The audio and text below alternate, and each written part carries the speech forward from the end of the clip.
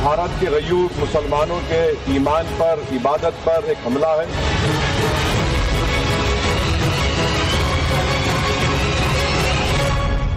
मैं गांधी की तरह इस कानून को मानता हूं, ये अनकॉन्स्टिट्यूशनल है सर।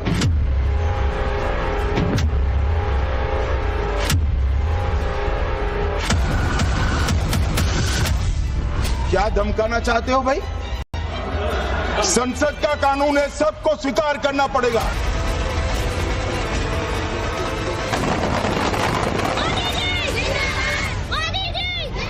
नरेंद्र मोदी की हुकूमत ने इस मुल्क की सबसे बड़ी अक़लियत के खिलाफ एक ऐलान जंग कर दिया।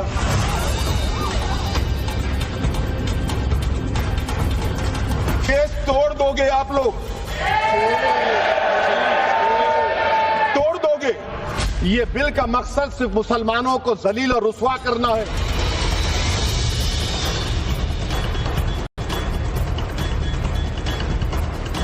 अरे आखिर क्यों इतनी नफरत है आपके लफ्ज़ मुसलमान से? पहले वक्फ अमेंडमेंट बिल के खिलाफ हैदराबादी भाईजान असदुद्दीन ओवैसी लोकसभा में खूब गरजे। गरजते गरजते वक्फ अमेंडमेंट बिल को मुसलमानों के खिलाफ केंद्र की मोदी सरकार का ऐलान जंग तक करार दी।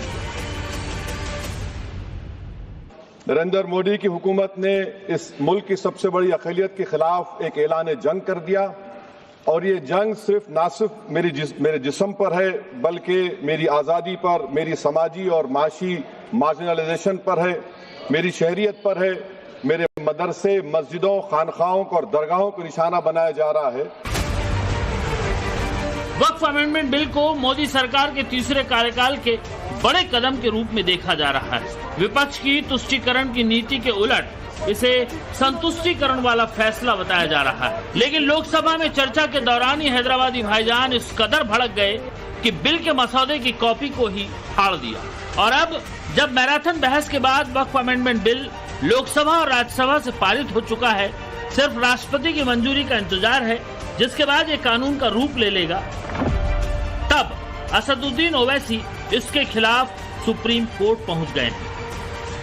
संसद से भले ही वक्फ संशोधन बिल पर मुहर लग गई हो, लेकिन अब इसे लेकर कानूनी लड़ाई भी तेज होने लगी है। इस बिल के खिलाफ सड़क से लेकर संसद तक हाय तौबा मचाने के बाद AIMIM अध्यक्ष असदुद्दीन ओवैसी ने बिल के खिलाफ सुप्रीम कोर्ट में याचिका दायर कर दी। अपनी याचिका में ओवैसी ने कहा है कि वक्फ विधेयक के प्रावधान मुसलमानों और मुस्लिम समुदाय के मौलिक अधिकारों का खुल्लम खुल्ला उल्लंघन करते हैं। ये बिल वक्फ संपत्तियों और उनके प्रबंधन पर मनमानी पाबंदियां लगाता है। न सिर्फ अकेले ओवैसी बल्कि विपक्ष के भी कई नेता इसके खिलाफ सुप्रीम कोर्ट पहुंच गए हैं। वहीं मुस्लिम पर्सनल लॉ बोर्ड ने तो राष्ट्रपति से मिलने का समय मांगा है। लेकिन बात ओवैसी की करें तो उन्होंने सुप्रीम कोर्ट से अंतरिम आदेश जारी करते हुए नए वक्फ कानून के अमल पर रोक लगाने की मांग कर दी, क्योंकि उनके मुताबिक ये बदलाव भारत के मुसलमानों की इबादत पर हमला है। सर, ये वक्फ तरमीमी बिल भारत के गयूर मुसलमानों के ईमान पर, इबादत पर एक हमला है।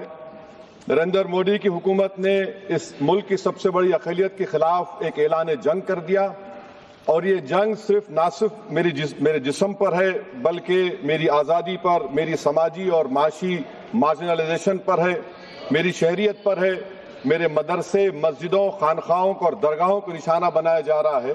और ये हुकूमत सच्चाई को नहीं बयान कर रही है कि ये तरमीमी बिल से मुसलमानों का तहफ़्फ़ुज़, तरक्की और गुर्बत का खात्मा होगा। ये सरासर झूठ है।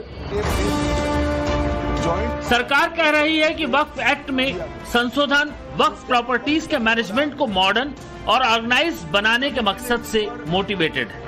लेकिन सुप्रीम कोर्ट में दायर अपनी याचिका में ओवैसी ने कहा है कि ये बदलाव मनमाना और असंवैधानिक है। ये बदलाव मुसलमानों और मुस्लिम समुदाय के मौलिक अधिकारों का खुलेआम उल्लंघन करते हैं। ये बदलाव मुस्लिम समुदाय के साथ भेदभाव करते हैं, क्योंकि इसमें ऐसे प्रतिबंध लगाए गए हैं जो दूसरे धर्मों की व्यवस्था में मौजूद नहीं है। ये बदलाव संविधान के अनुच्छेद 26 के तहत धार्मिक संस्थाओं को मिले संरक्षण के खिलाफ है। वक्फ बाय यूजर का प्रावधान खत्म होने से मस्जिद और दरगाह पर गैर कानूनी कब्जे होंगे। ओवैसी ने नए बिल के उस प्रावधान को भी चुनौती दी जिसमें 5 साल तक इस्लाम की प्रैक्टिस करने वाला शख्स ही वक्फ कर सकता है। 5 साल के लिए मुसलमान। मैं किरण रिजिजू से पूछना चाहता हूं, सर दाढ़ी रखे तो मुसलमान प्रैक्टिसिंग है या क्लीन शेव आपकी तरह है? तो बताइए हमको प्रैक्टिसिंग क्या होगा? अच्छा, किसी को पकड़ के मॉब लिंच कर दिया और बोले कि जेएसआर का नारा लगाया, और वो जेएसआर का नारा लगाया तो क्या मुसलमान रहेगा? नहीं रहेगा।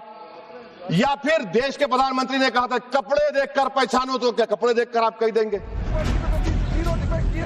लोकसभा में वक्फ संशोधन बिल पेश होने से पहले भी इस मुद्दे पर ओवैसी के तेवर और लहजा दोनों कई मौके पर बेहद तल्ख नजर आए। वक्फ बिल का विरोध करने के लिए बाह पर काली पट्टी बांधकर नमाज भी पढ़ी और फिर लोकसभा में ही बिल पर चर्चा के दौरान विरोध दर्ज कराते कराते ओवैसी ने बिल की कॉपी को प्रतीकात्मक रूप से फाड़ दिया। सर अगर आप हिस्ट्री को पढ़ेंगे तो महात्मा गांधी उस वक्त के व्हाइट अफ्रीका में सफेद फार्म अफ्रीका के कानून को महात्मा गांधी ने कहा था कि ये मेरा कॉन्शियंस इसको मानता नहीं, मैं इस कानून को कबूल नहीं करता हूं। तो महात्मा गांधी ने क्या किया? उन्होंने उस कानून को फाड़ दिया। तो मैं गांधी की तरह इस कानून को फाड़ता हूं।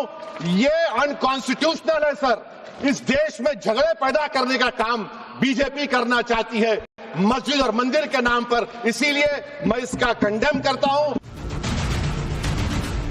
अब जब ओवैसी ने वक्फ विधेयक के खिलाफ सुप्रीम कोर्ट का रुख किया है तो सवाल ये भी उठ रहे हैं कि अब ओवैसी आगे क्या करेंगे। ये सवाल इसलिए भी उठ रहे हैं जब वक्फ अमेंडमेंट बिल को लेकर प्रधानमंत्री नरेंद्र मोदी देश को भरोसा दे चुके हैं कि ये बदलाव सामाजिक आर्थिक न्याय की पारदर्शिता बढ़ाएगा।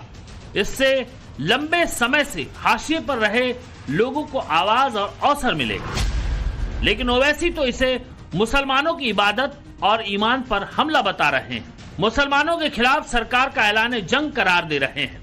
मुसलमानों को दूसरे दर्जे का नागरिक बनाने की साजिश बता रहे हैं। इसीलिए सवाल उठ रहे हैं कि ओवैसी के ऐसे बयानों का मकसद क्या है? क्या वो वोट बैंक की राजनीति के लिए ऐसा बयान दे रहे हैं या फिर मुसलमानों को भड़का रहे हैं? वो अकबरुद्दीन ओवैसी हो या असदुद्दीन ओवैसी, दोनों का काम है हिंदू मुसलमान में बंटवारे का काम उन्हीं के पास है। हम तो जोड़ने का, सबका साथ, सबका विकास, सबका विश्वास, उस रास्ते पे जाने की बात करते हैं। एकदम नहीं किसी के